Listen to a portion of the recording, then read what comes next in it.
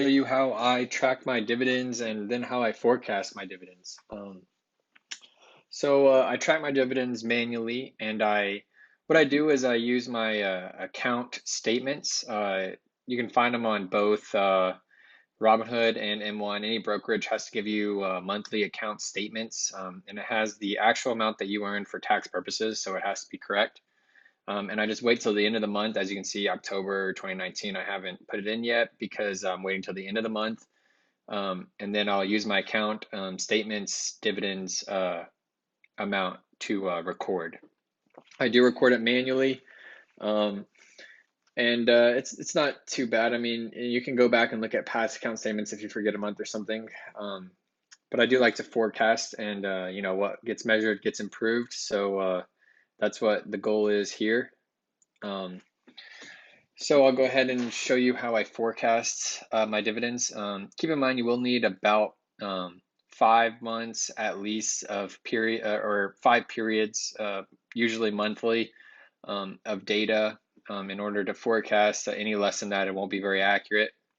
So the first thing you're going to do is insert a cell here. You're going to need your period, month, and dividends, right, received. We'll go ahead and put in period squared. Okay, and we'll do equals that squared. Okay, this doesn't make sense right now, but it'll make sense in a little bit. Okay, so we have our period squared, and we'll go ahead and put our dividend forecast in column E. So what you're going to do is go to data analysis. If you don't have data analysis installed, you simply just go to home, file, add-ins, and then add in data analysis. Every Excel has it. So you'll go to regression, and then on the input Y range, that's what you're going to use. You're going to just use your dividends. On the input X range, you're going to do both period and period squared. Okay. You're going to do both. Yeah, you're going to do both period and period squared, and you go to the until you however many periods you have, you go to that amount. So for I have 12 recorded dividends, I'll go to row 12. Okay, and I have labels in the first row, so I'll check the labels box. And I want my output range, I'll just put it down here somewhere out of the way. And that's all we need. We'll go ahead and press OK. All right, so here is what we're worried about. This is all we need. So for our dividend forecast, we'll simply just do equals, intercept, and you're going to absolute value, which is simply just putting a $sign next to each F and 43, next to each value, okay? And then we're going to do plus the period, absolute value, times the period, period, absolute value, times the period, and you're not going to absolute value this reference, right? You're going to do plus the period squared times the period squared column. Oh man, period squared times the period squared column. Enter. Okay. So now you can drag down, and here's your dividend forecast, right? So it smooths it out as evenly as possible, and it's not too accurate too far out, but it's accurate definitely within a year out if you have a year's worth of data, right? The reason that we did period squared is because this is a polynomial regression and we want an exponential curve. That's how most investing works, is it's exponential. You don't want to see just a linear regression. It won't be as accurate. And to go ahead and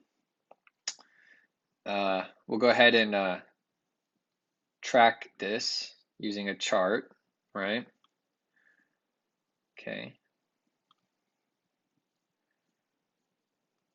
Well, that's not what we want, is it? Just do this. All right. This is the one I like to use. You just go to recommended charts. It's pretty simple. So as you can see, so here's my latest dividend, and here's the line that it follows. I also like to change it. I usually change it to dark. That looks really nice. And there you go. So you can tell maybe, February 2020, hopefully I will be somewhere around $9 in dividends. In May, I'll hopefully be around 11. And you can take this as far as you want. The more data you have, the better.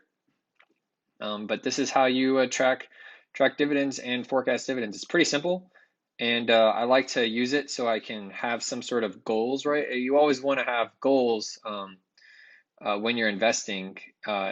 You want to make sure that you can hit goals, and you just want to have something to look forward to, right? So right now I'm only getting, $5, $6, $7 in dividends a month, but looking at the chart over a long period of time, I'll start seeing 20, 30, $40 a month, and that becomes substantial quickly, right? So this is how I track dividends, how I forecast dividends, and how I do everything with my spreadsheets, right? So my main one right here, these are the coefficients from my regression. I did it with my portfolio value as well. And this one's really exciting for me because, in a year from now, I would have doubled my money on the path that I'm on. So that's really exciting for me to see. And I hope you guys learned something. And I'll see you in the next video. Have a good one.